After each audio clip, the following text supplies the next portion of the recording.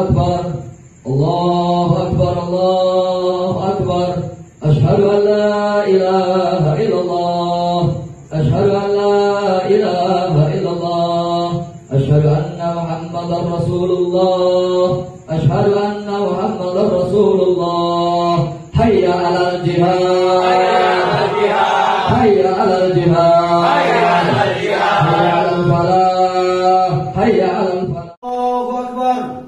الله أكبر الله أكبر أشهد أن لا إله إلا الله أشهد أن لا إله إلا الله أشهد أن محمدا رسول الله أشهد أن محمدا رسول الله حي على الجهاد حي على الجهاد حي على الفلاح حي على الفلاح الله أكبر الله أكبر أكبر الله أكبر الله أكبر الله أكبر أشهد أن لا إله إلا الله أشهد أن لا إله إلا الله أشهد أن محمدا رسول الله أشهد أن محمدا رسول الله حي على الجهاد حي على الجهاد.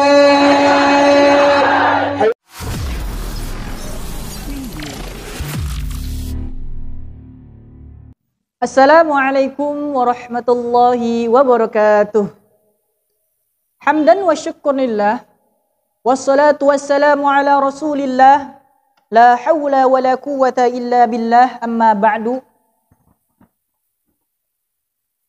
Para subscriber Bilik TV dimanapun kalian berada, alhamdulillah saya masih berada di tengah para subscriber semua.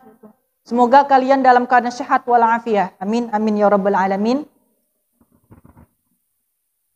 Saya di sini ingin menanggapi banyak sekali orang yang bertanya tentang coba si A gitu.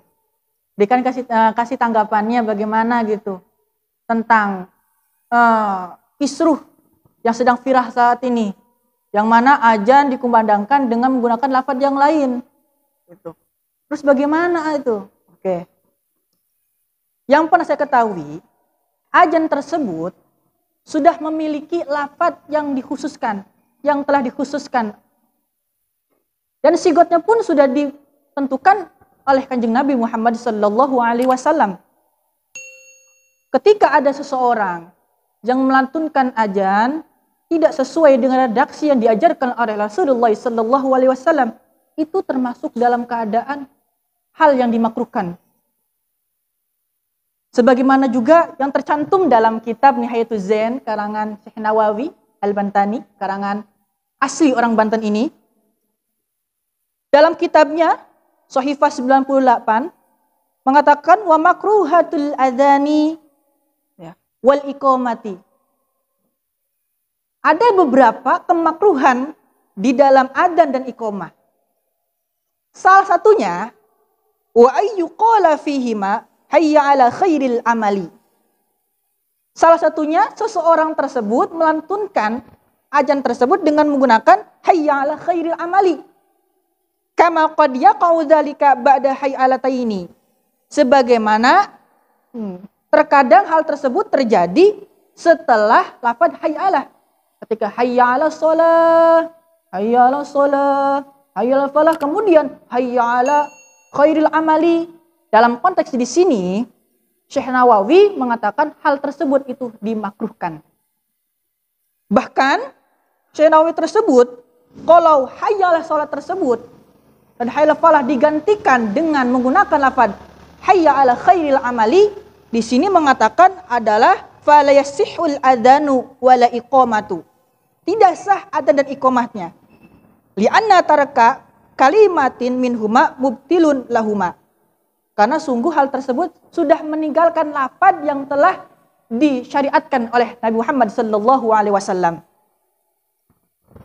Sebagaimana pula dalam kitabnya, kitab Hawashi Sarwani mengatakan qauluhu fa in ja'alahu ay lafdhu hayya ala khairil amali qauluhu lam yasihha adzanuhu. Tuh. Bahwasanya ketika seseorang menjadikan lafaz hayya ala khairil amali dalam azannya, maka tidak sah. Wal qiyasu hina idin haramatuhu. Bahkan di sini mengatakan hukumnya haram. Kalau mengkiaskan dari hal itu, seperti hayya ala jihad, orang yang jomblo langsung hayya ala nikah aja. Nah, disitulah hukum kemakruhan dan keharaman yang mengakibatkan ibadah fasid, ibadah kita rusak. Oleh karena itu, kita sebagai kalangan umat muslim, sebagai umat Islam lah, hendaklah kita memberikan suatu tanggapan, memberikan suatu arahan yang tidak menimbulkan suatu kekisruhan. Sudah cukup wabah pandemi ini mengakibatkan banyak orang yang kebingungan, banyak orang tersebut kesusahan. Nah, jangan kita memperkeruh keadaan saat ini dengan memberikan suatu hal yang konyol, yang tidak sesuai, yang tidak disyariatkan oleh agama Islam. Sahabat Bilik TV, dimanapun kalian berada, penggunaan lafaz hayya ala khairil amali tersebut itu termasuk merupakan kesiaran kaum Zaidiyah. Kaum Zaidiyah itu merupakan kaum Syiah yang mana dinisbatkan, yang dipopulerkan oleh Zaid bin Ali Zainal Abidin bin Husain bin Ali. Masih sama, masih banyak samaan dengan ahli sunnah wal jamaah. Cuma bedanya dalam hal keadaan ketika sholat Jumat itu menggunakan sholat jenazah menggunakan 5 takbir. Dan hukumnya sholat berjamaah dalam sholat tarawih itu bid'ah aja. Tapi dalam redaksi yang lain, amali-amalan yang lainnya itu masih sama dengan aliran kita. Gitu. Tapi kalau kita menggunakan hal tersebut dalam ajan kita itu dimakruhkan. Gitu. Terus dalam hal itu banyak orang yang menggunakan hayyal jihad, mari kita berjihad. Apa sih makna jihad tersebut? Agar kita tidak terfokuskan hanya tahu jihad itu perang. Jihad itu melawan orang-orang munafik, kaum kafir. Tidak seperti itu. Secara terminologi, secara bahasa, jihad itu banyak sekali maknanya. Ketika ada seorang santri berangkat ke pondok, itu jihad. Ketika ada seorang suami bekerja keras atau bekerja di luar untuk menafkahi keluarga, itu pun jihad. Konteks jihad itu banyak sekali.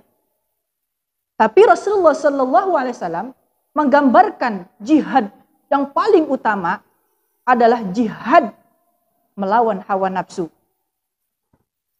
Sebagaimana telah kita ketahui, Nabi Muhammad SAW ketika melakukan perang Badar dengan kaum Quraisy, yang mana kaum muslim itu hanya 313 saja, sedangkan pasukan kaum Quraisy itu berjumlah 1000.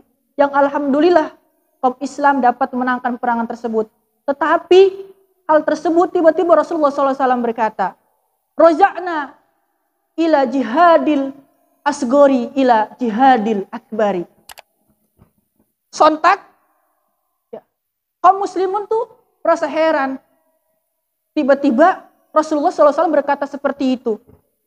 Kembalilah dari perang, dari jihad yang besar ini menuju jihad yang paling besar. Akhirnya para sahabat pun bertanya kepada Rasulullah SAW. Ya Rasulullah, ma'adal jihadul akbar? Apa sih jihad yang besar itu? Rasulullah SAW berkata dan menjawabnya, jihad yang paling besar adalah jihadun nafsi. Jihad melawan hawa nafsu kita. Bahkan Rasulullah SAW pun pernah bersabda, afdhalu jihadi ayyujahadar rajulu nafsahu aw hawahu. Yang paling utama jihad itu adalah seseorang yang melawan hawa nafsunya, melawan keinginannya. Hal tersebutlah yang perlu kita tekankan di dalam diri kita ini. Kita sebagai orang muslim, jihad yang paling penting, yang paling utama adalah jihad melawan hawa nafsu tersebut. Kemudian, secara hakikat jihad nafsu itu bagaimana sih? Sebagaimana tertuang dalam kitab Kifayatul Azkiya, Nadhumanya mengatakan wa jihadun nafsin an tuzakka min radailiha wa tahliyati binuri fadaila. Jihad nafsi itu dia membersihkan hati kita dari seluruh penyakit-penyakit yang tidak pantas melekat di hati kita dan menghiasi kita dan menghiasi badan kita, menghiasi hati kita, memperindah hati kita dengan melakukan amalan-amalan yang baik, yang memiliki nilai esensi keutamaan di dalamnya. Dalam arti jihad nafsi di sini, hendaklah kita itu membersihkan hati kita ini yang dengki, yang emosian, yang saling adu domba. Itu tuh yang harus kita jihadkan tuh. Yang hati kita memiliki rasa ingin membenci orang lain, yang hati kita itu ingin memberikan suatu reaksi adu domba kepada orang lain. Itu yang perlu kita jihadkan, yang perlu kita lakukan. Dan menghiasi diri kita, memperindah diri kita dengan melakukan amalan-amalan yang baik, dengan melakukan akhlakul karimah. Berupa apa? Saling toleransi, saling memaafkan, ya, saling bekerja sama. Hal itulah yang perlu kita kuatkan dalam menuju Islam yang rahmatul lil alamin. Oleh karena itu, para subscriber semuanya, kita tekankan di sini perlu yang namanya kesemangatan dalam diri kita untuk melawan hal tersebut. Karena yang paling ditakuti oleh Rasulullah SAW nih adalah nafsu kita ini. Karena kalau jihad melawan orang-orang kafir, jihad kepada orang-orang yang munafik, itu terlihat di pandangan kita. Namun jihad dengan hawa nafsu kita, jihad dengan nafsu kita tidak tahu kecuali diri kita sendiri. Orang lain tidak tahu, kecuali yang tahu adalah diri kita. Maka yang paling bahaya itu, yang paling Rasul tekankan dalam hal itu adalah jihad melawan hawa nafsu. Hanya itulah yang bisa saya sampaikan. Semoga bermanfaat kajian pada siang hari ini. Terima kasih kepada para subscriber yang telah mendukung channel ini. Semoga channel ini dapat berkembang dengan pesat. Dan terima kasih atas dukungannya. Billahi taufiq wal hidayah, waridha wal inayah. Wassalamualaikum warahmatullahi wabarakatuh.